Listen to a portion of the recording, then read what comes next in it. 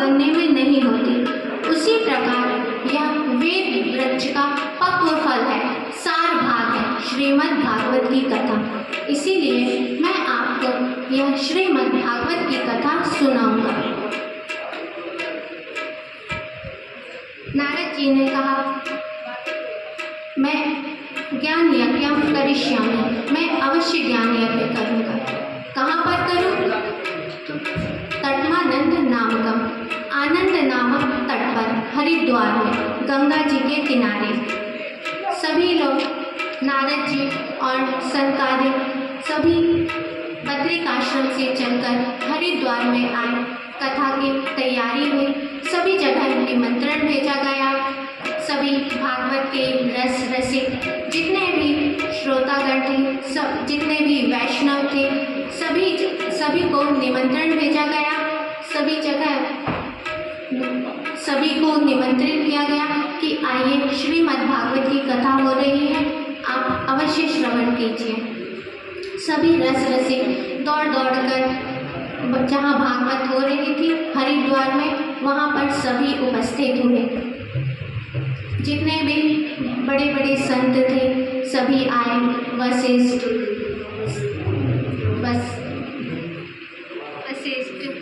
भृगु, वशिष्ठ, मार्कंडेय, पराशर, व्यास, जितने भी संत थे सभी दौड़ दौड़ कर अपने शिष्य मंडली को लेकर वहाँ उपस्थित हुए।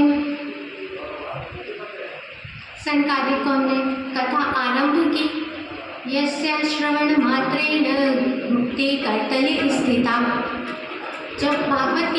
जो व्यक्ति भागवत की कथा श्रवण करने की इच्छा प्रकट करते हैं, भगवान मुक्ति उसकी करतल में आकर स्थित हो जाती है। इसीलिए सदा सेव्या श्रीमद् भागवती कथा, यस्य श्रवण मात्रेण मुक्ति करतले स्थिता।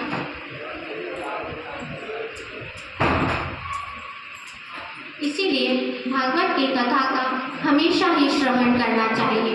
कोई नियम या तिथि या किसी दिन का ऐसा नियम ना बनाए, हमेशा ही सुने तो क्या होगा? भगवान उसके हृदय को अपना आश्रय निवास स्थान बना लेंगे। भागवत में 12 स्कंद हैं, 18,000 श्लोक हैं। जो भी व्यक्ति तभी तक इस संसार चक्र में भटकता है जब तक उसके कानों पर श्रीमद् भागवत का एक शब्द भी ना गया। भागवत की कथा के श्रवण से सभी जीवों की, कितना भी पापी व्यक्ति क्यों न हो, उसकी मुक्ति हो जाती है। इसमें तनिक भी संदेह नहीं है। एकम भागवतम शास्त्रम मुक्ति दानेन कर्चति। एक भागवत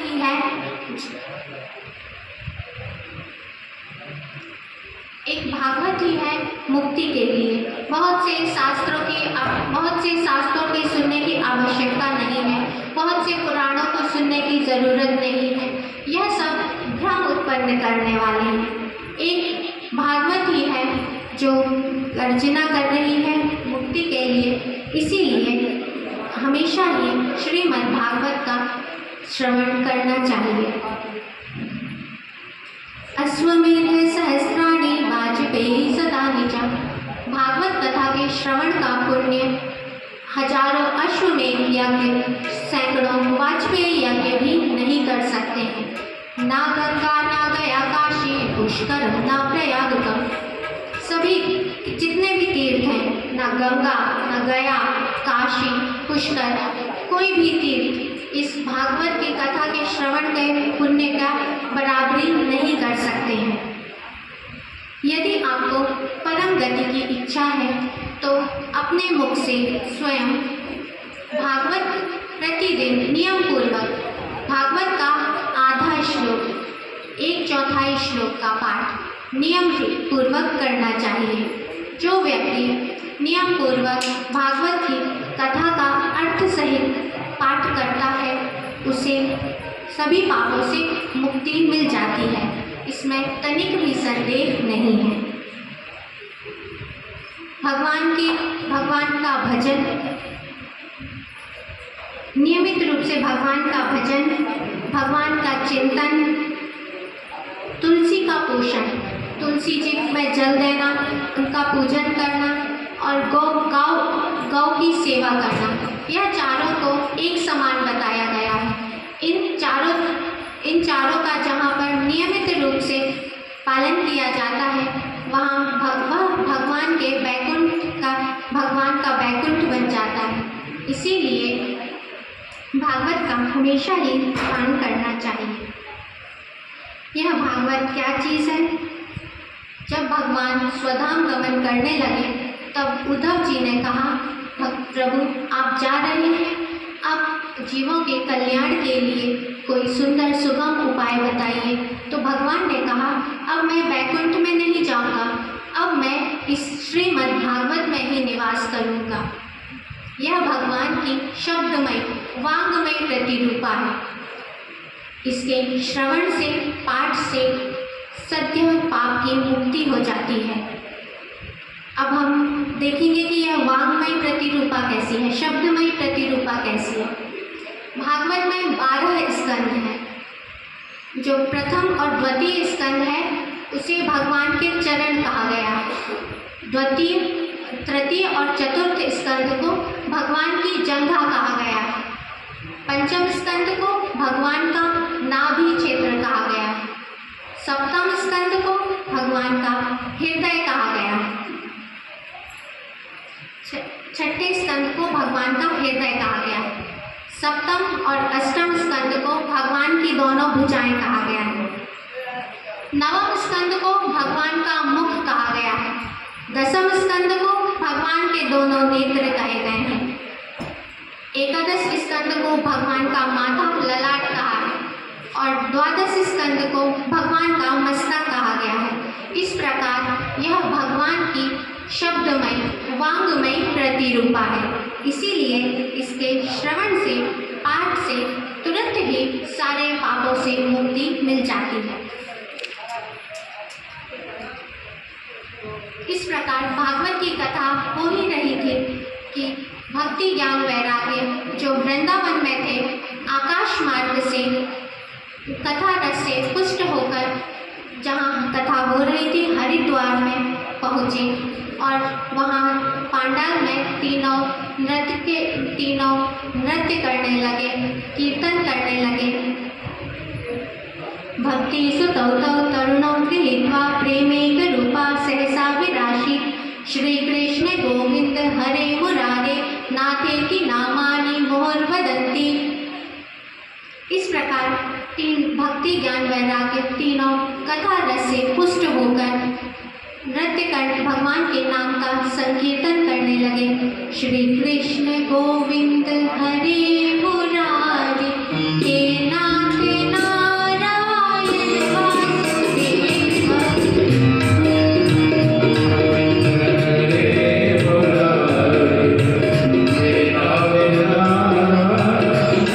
वासुदेव।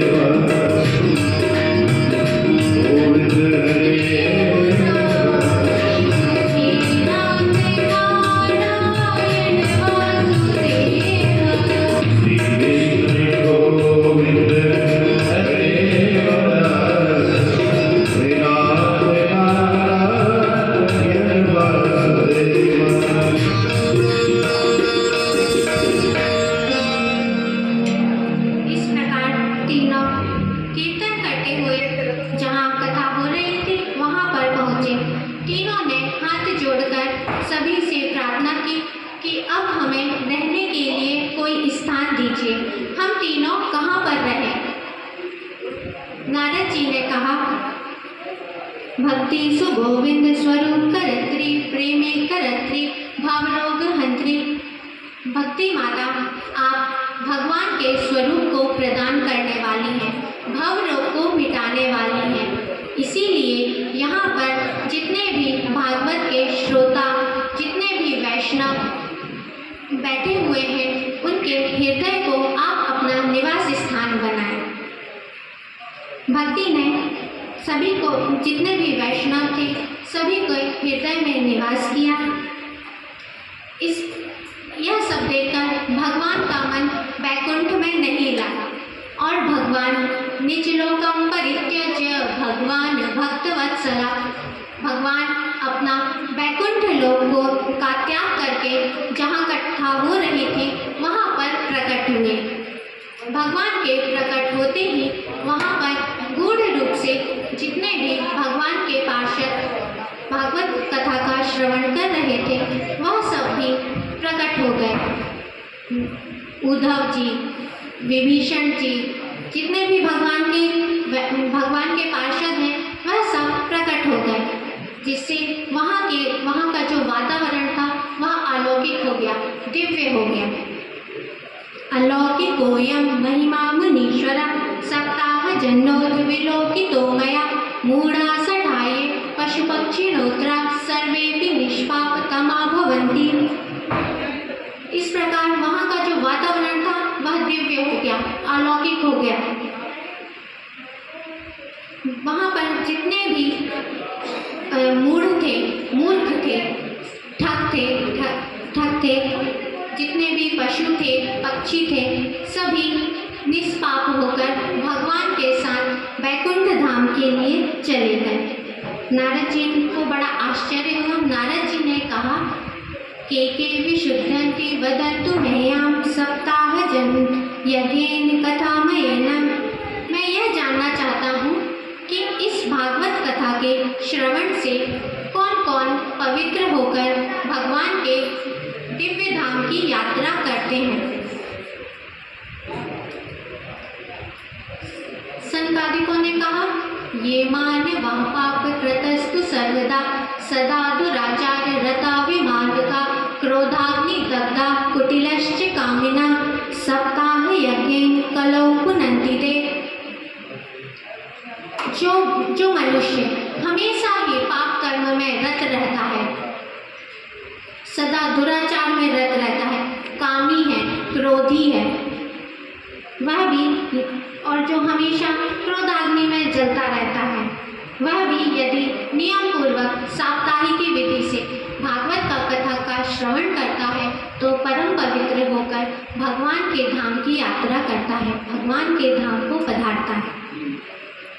5 प्रकार के उग्र पाप कहे गए जिनके प्रायश्चित का विधान शास्त्रों में भी नहीं है। वे भी यदि भागवत की कथा का श्रवण करते हैं नियम पूर्वक तो उन्हें भगवान का वैकुंठ धाम की प्राप्ति होती है। 5 प्रकार के उग्र पाप कहे गए हैं। सबसे पहला है विश्वासघात करने वाला। जो व्यक्ति विश्वासघात करता है वह उग्र पापी कहलाता है। दूसरा है सोने की चोरी करने वाला। सोने की भी चोरी नहीं करनी चाहिए, उसे भी उग्र पाप कहा गया है, उसका भी प्रायश्चित का विधान शास्त्रों में नहीं है। शराब पीने वाला, गुरु पत्नी से भोग करने वाला और गौ और ब्राह्मण घाती, यह 5 प्रकार के उग्र पाप कहे गए हैं जिनके प्रायश्चित का विधान शास्त्रों में भी नहीं है। वह भी यदि नियम पूर्वक साप्ताहिक विधि से भागवत की कथा का श्रवण करते हैं तो परम पवित्र होकर भगवान के वैकुंठ धाम की यात्रा करते हैं, भगवान के वैकुंठ में वास करते हैं। नारद जी ने कहा इसका कोई उदाहरण है? उदाहरण भी है। तुंगभद्रा तटे पूर्वम अभूत पत्तनमुत्तमम्। तुंगभद्रा नदी के किनारे एक उत्तम नाम का नगर था जिसमें आत्मदेव नाम के एक ब्राह्मण रहा करते थे। तत्प्रिया धुंधली स्मृता, उनकी एक प्रिया पत्नी थी जिसका नाम था धुंधली। अब यहाँ पर उसकी विशेषताओं का वर्णन किया गया है। धुंधली की लोकवार्ता रता क्रूरा प्रायसो बहुजल्पिका, वह हमेशा ही सांसारिक बातों में लगी रहती थी। लोगों की बात करने में उसे बड़ा ही मन लगता था। क्रूर थी, क्रोधी थी, कृपण थी, कला प्रिया थी। जहाँ कहीं पर झगड़ा ना होता हो वहाँ पर भी झगड़ा करवा देती थी। आत्मदेव जी थे तो अकिंचन ब्राह्मण, लेकिन भिक्षावृत्ति से ही उन्होंने इतना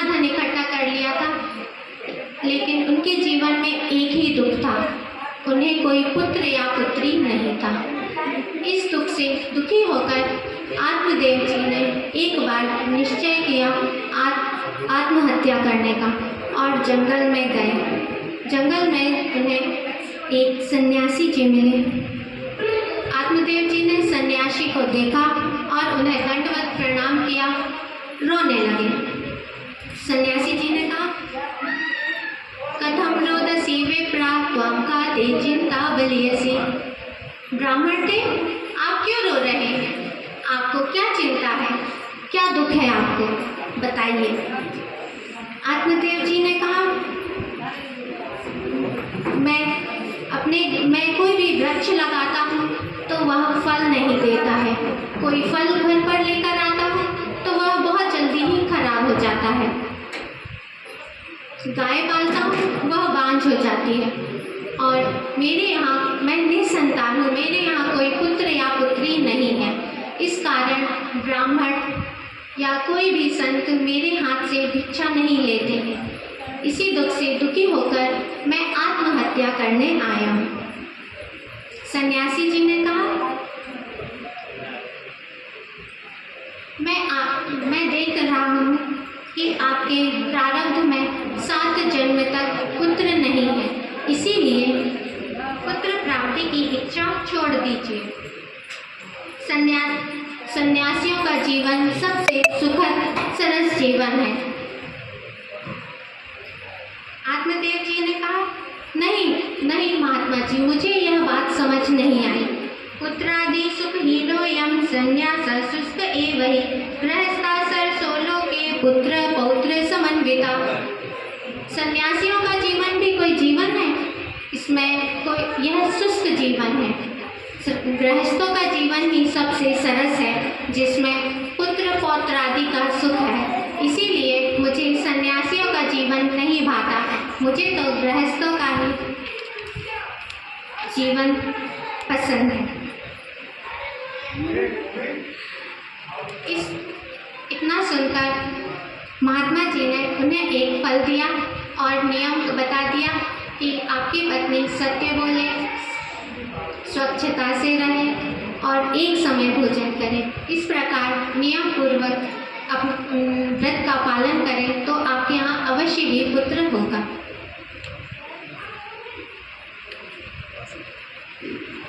बोलिए भक्तवत्सल भगवान की जय, सद्गुरुदेव भगवान की जय। जय जय श्री राधेश्याम। ओम सच्चिदानंद रूप